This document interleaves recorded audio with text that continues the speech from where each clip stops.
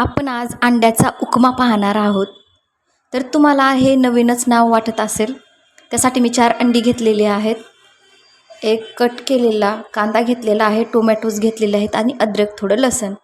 हे बघा, ही भाकरी आहेत, 2 भाकरी आहेत. तर हे मिक्सरमध्ये मी बारीक कट करून घेणार आहे, म्हणजेच पूर्ण पीठ चुरा करून घेणार आहे. तर समजा कोणी पाहुणे येणार असतील आणि कॅन्सल झाले आणि भाकरी जर तशीच असेल किंवा चपातीसुद्धा असेल, तर तुम्ही हे करू शकता. तुम्ही याला भाकरी अंड्याचा उपमा पण म्हणू शकता किंवा अंड्याचा उपमा पण म्हणू शकता. बघा, बारीक बारीक मी भाकरीचे तुकडे केलेले आहेत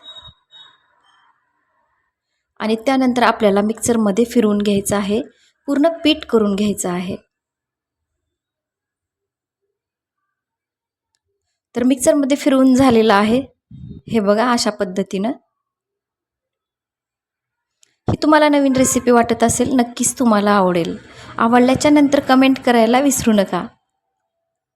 तर मी प्रज्ञा किचन स्टुडिओमध्ये आपलं अगदी मनापासून स्वागत.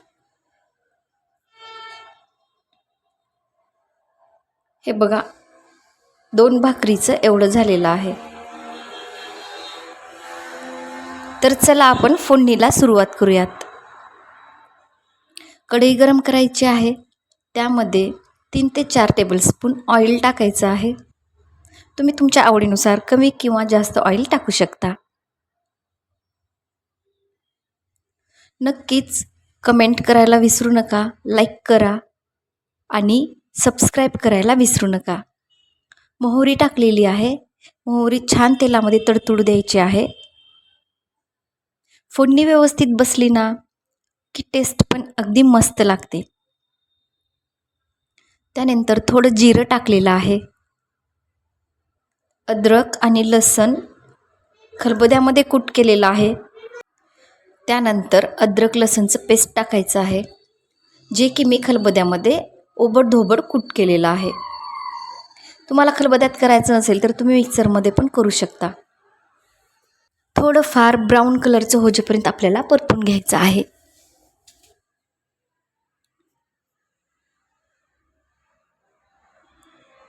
छान ब्राऊन कलर आलेला आहे. त्यानंतर आपण यामध्ये कट केलेला कांदा टाकून घेऊयात. कांदा पण आपल्याला पूर्ण ब्लॅक ब्राऊन करायचा नाही आहे, थोडाफार हलका ब्राऊन करायचा आहे. माझे असेच नवीन नवीन रेसिपीज पाहण्यासाठी बेल आयकॉन प्रेस करायला विसरू नका. हे बघा, थोडाफार ब्राऊन कलर आलेला आहे. त्यानंतर आपण यामध्ये टोमॅटोज टाकणार आहोत. एक मीडियम साईजचा टोमॅटो कट केलेला आहे. नक्कीच रेसिपी ट्राय करा. ट्राय केल्यावर तुम्हाला नक्कीच आवडेल आणि आवडल्याच्या नंतर कमेंट करायला विसरू नका. थोड्या वेळ आपल्याला झाकण बंद करून ठेवायचं आहे कमी आचेवर, ज्यामुळं सगळी फोडणी व्यवस्थित शिजून येईल. बघा, छान फोडणी सगळी तडतडली आहे, व्यवस्थित शिजून आलेली आहे. त्यानंतर सगळे मसाले टाकून घेऊयात. तर मसाल्यामध्ये थोडासा काळा मसाला घेतलेला आहे. त्यानंतर लाल तिखट घेतलेला आहे. त्यानंतर थोडी हळद घेतलेली आहे. त्यानंतर धनिया पावडर घेतलेला आहे. त्यानंतर तुमच्याकडे मटण मसाला असेल किंवा चिकन मसाला असेल, तर पनीर मसाला असेल तर तोही तुम्ही थोडासा टाकून घेऊ शकतात. त्याच्यानंतर कश्मीरी लाल मिरची थोडी टाकलेली आहे. त्यानंतर थोडंसं मीठ टाकलेलं आहे चवीनुसार. परत एकदा तुम्ही चवीनुसार मीठ टाकून घेऊ शकता. सगळे मसाले आपल्याला व्यवस्थित तेलामध्ये मिक्स करून घ्यायचे आहेत.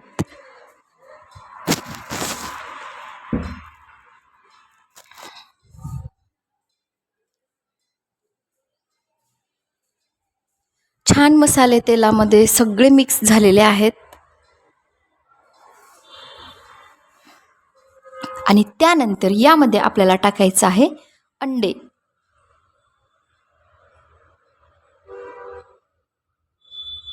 तर मी इथे 4 अंडे घेतलेले आहेत. तर 2 भाकरीसाठी मी 4 अंडे घेतलेले आहेत. जास्त भाकरी असतील, जास्त तुम्हाला उपमा करायचा असेल, तर तुम्ही जास्त अंडे घेऊ शकता किंवा यापेक्षा तुम्ही 2ही अंडे यामध्ये टाकलात तरी टेस्ट अप्रतिम होते. तर सुरुवातीला फोडणी व्यवस्थित झाली, सगळे मसाले टाकले, जेही तुम्हाला टाकायचे तेवढे मसाले टाकल्याच्या नंतर सर्वप्रथम आपल्याला अंडे असे फोडून टाकायचे आहेत तेलामध्ये.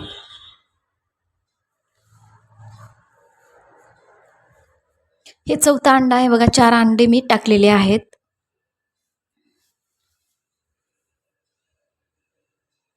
त्यानंतर आपल्याला व्यवस्थित मिक्स करायचे आणि दुसरी गोष्ट म्हणजे 70% आपल्याला मिक्स करायचं आहे.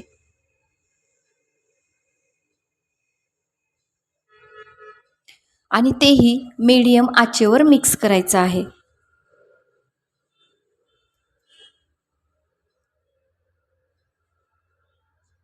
ऑइल तुम्हाला कमी वाटत असेल तर तुम्ही ऑइल टाकून घेऊ शकता.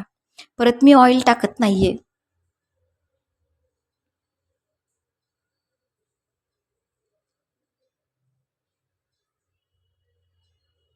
व्यवस्थित आपल्याला 70% मिक्स करून घ्यायचं आहे. त्यानंतर थोडंसं मीठ टाकलेलं आहे मी. तुम्हाला टाकायचं असेल, थोडं मीठ कमी वाटलं असेल तर तुम्ही मीठ टाकून घ्या. नाहीतर तुम्ही परत एकदा चव पाहून मीठ टाकून घेऊ शकता. जसं आपण अंडा भुर्जी करतो तशा पद्धतीनं करायचं नाही आहे.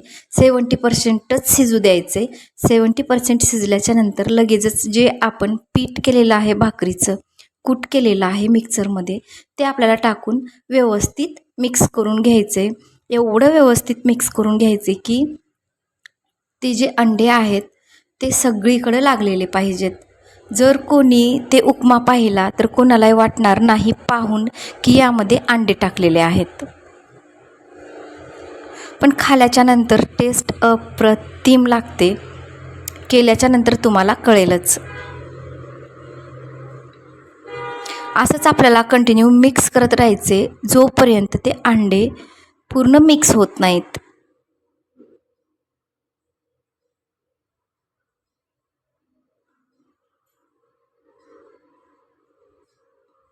कंटिन्यू मिक्स करा. खालची जी साईड आहे ते करपू नये.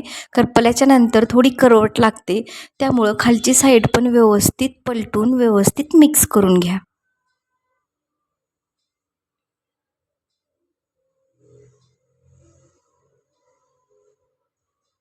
अशा पद्धतीनं कधी तुम्ही उपमा केलाय का? नक्की मला कमेंटमध्ये सांगा.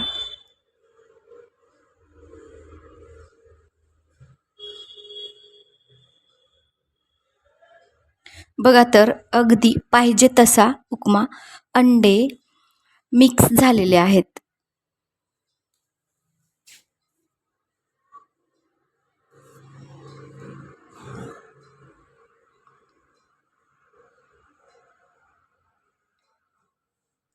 तर लाईक करा, शेअर करा, कमेंट करा, सबस्क्राईब करायला विसरू नका आणि माझे असेच नवीन नवीन रेसिपीज पाहण्यासाठी बेल आयकॉन प्रेस करा.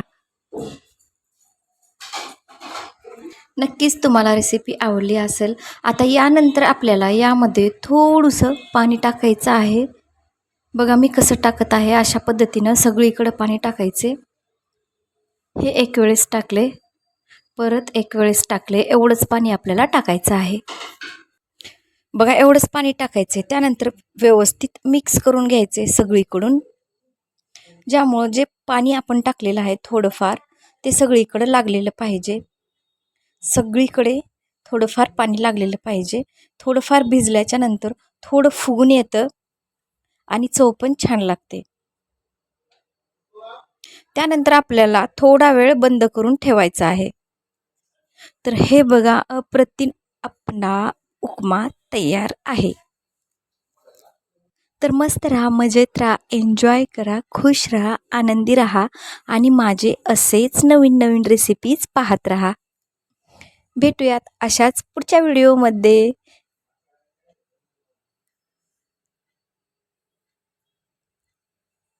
तोपर्यंत थँक्यू.